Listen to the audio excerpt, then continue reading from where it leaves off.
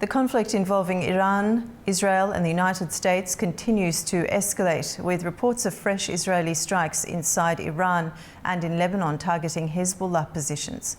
Iran has responded with missile and drone attacks across the region, including strikes aimed at Israel and US assets in the Gulf. The fighting has raised growing concerns about the risk of a wider regional war and the possibility of further countries becoming drawn into the conflict. Let's bring in our guest, Tom Gross. He's a political analyst joining us from Tel Aviv, Israel. Tom, welcome to the program.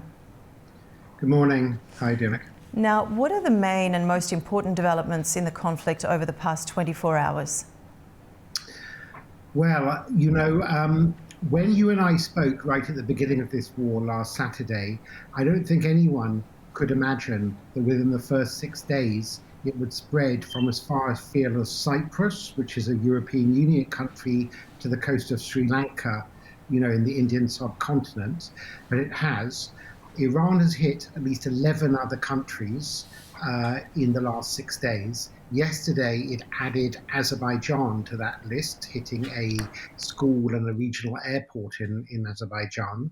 And the Islamic regime seems to be lashing out, trying to draw in other countries into the conflict to try and save itself one way or the other. But the better news for those of us who don't like Iranian ballistic missile attacks is that the US and Israel has been very successful in destroying the ballistic missile launchers, and they're now down 90% compared to the first day of the war 6 days ago, according to both the Israeli military spokesperson and according to the Pentagon. And drone attacks have fallen 83%. This is because Israeli and American planes have been locating and bombing the missile stocks in Iran and the missile launchers. But of course, Iran is a very militaristic country and they still have a lot of weapons left, and they are continuing to fire also at Israel, where during the night they even fired cluster bombs, which are totally illegal to target civilians with cluster bombs.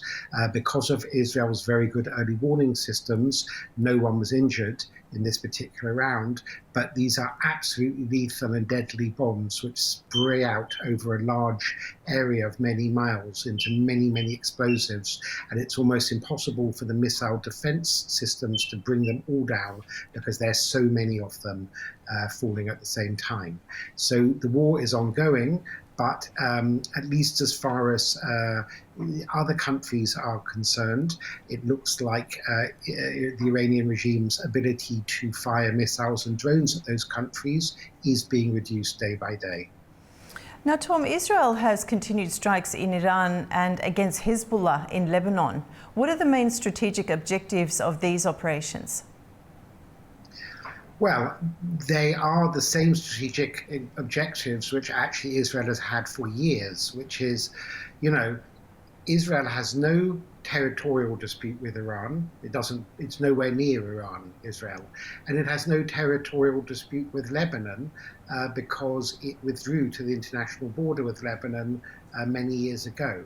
So Iran, the Islamic regime that rules Iran, and its proxy in Lebanon, Hezbollah, are driven ideologically against Jews, against Israel, against the West, and they want to, well, in their own words, death to Israel, to wipe out Israel. No country can live under the kind of constant rocket threat that Israel has been living under from Hezbollah, from Iran, and previously from Hamas and the Houthis. And therefore, the strategic objective of Israel, to answer your question, is to put an end to that threat. That does not mean going to war with the Iranian people or Lebanese people, with which Israel has no quarrel. And I believe that the vast majority of Iranians, and I hope also Lebanese, also have no quarrel with Israel. It is very specifically an ideologically driven movement run from the Islamic Revolutionary Guards and the Ayatollahs in Iran. And that is what Israel's strategic objective is, to push back and hopefully remove that regime. Okay, and as you said earlier, Tom, Iran has shown it can strike across the region through missiles, drones and allied groups, and 11 other countries have been hit since you and I spoke last. Does that make this conflict fundamentally different from previous confrontations, and how effective have Iran's retaliatory missile and drone attacks been so far? Well, yes, it is different from other confrontations because it's come into the open. What do I mean by this? It's not that Iran started targeting a whole range of other countries 6 days ago. In fact, the Iranian Revolutionary Guards, and the clue is in their name, revolutionary, have been exporting the Islamic Revolution since they seized power in Iran 47 years ago. So they have been plotting various terror plots really globally. People who don't follow this so closely, including unfortunately many journalists in Europe or diplomats who seem to be asleep at the wheel, need to be reminded that Iran has murdered hundreds of people as far afield as Australia, Thailand, Bulgaria, Georgia. It's attempted to kill in, for example, Australia last year, which is why the Australian government expelled the Iranian ambassador a few months ago. It has attempted to murder in the United States, and it also has murdered hundreds of thousands of people through its proxies in Syria, in Lebanon, in Yemen, in Iraq. So the war didn't internationalize only 6 days ago, but it has changed in the sense that its rocket threat, which has been growing, is now being used to launch against a whole range of Arab capitals and also non-Arab countries like Azerbaijan, Turkey and Cyprus. And that is one reason the US and Israel felt the need to go to war now to prevent this regime getting any more rockets and even longer range rockets. Its rockets, Iranian regime rockets, can already hit southern Europe. They are aiming to be able to hit as far as the United States. They are a regime which didn't even blink at killing up to 40,000 of its own people, its own citizens in its own capital, Tehran, only a few weeks ago. So, yes, the threat is very, very real. This is a revolutionary, ideological, messianic, if I can use that phrase, Shia Islamic regime, which doesn't have the same rationale as secular people or as you and I. It's willing to kill for what it sees as a revolution. And this conflict has brought into the open how many missiles and drones this regime have. I mean, some people have noticed recently, because Russia needed to buy a lot of Iranian drones and other missiles to use in its war against Ukrainian civilians as well as Ukrainian troops. And that shows just how powerful the Iranian arms industry is, that even Russia, which itself is obviously a capable military power, needs to get supplies from this Iranian regime. Are we now seeing the emergence of a multi-front conflict involving Iran, Hezbollah and other regional actors? Yes, though I wouldn't say it's the emergence of one. I would say this is the most dramatic in a conflict that's been ongoing. I mean, to remind people that one of the very first things the Ayatollahs did when they seized power way back in 1979 was to hold hostage dozens of US diplomats. And, it's not as I said before, this conflict didn't just become internationalized. This regime has made it internationalized. You should compare it to other ideological extremist movements like the Bolsheviks in the Russian, or even the Nazis, in the sense that they spread the revolution, they spread it into their neighbors. The Iranian Revolution tried to spread with regional, if not global, ambitions. So it's not an emergence of a wider conflict. It's a new stage in what was already a wider conflict. Okay, and as the conflict continues, what's the mood inside Israel right now, Tom? Are people preparing for a prolonged confrontation with Iran? No, I don't think they're preparing for a prolonged one, at least inside Israel. I think there was an understanding that Israel would get hit. Look, that we should remember the Iranian regime is trying to kill civilians in Israel. It's not like its targets in the Gulf, where it's trying to go for military targets or US embassies. And therefore, as one woman who I know said from Qatar when we were speaking on WhatsApp, that she wasn't fazed as long as she stayed away from the US military base, because Iran wasn't going to just target anywhere in Qatar. In Israel, it's very different. The Israeli regime is trying to murder as many people in Israel as possible, not just Jews, also Palestinian Arabs and other minorities are victims of the rockets of this Iranian regime. Israel has built a very effective missile defense system, but it doesn't always work given the quantity of missiles. And people try to run to bomb shelters and largely get to them.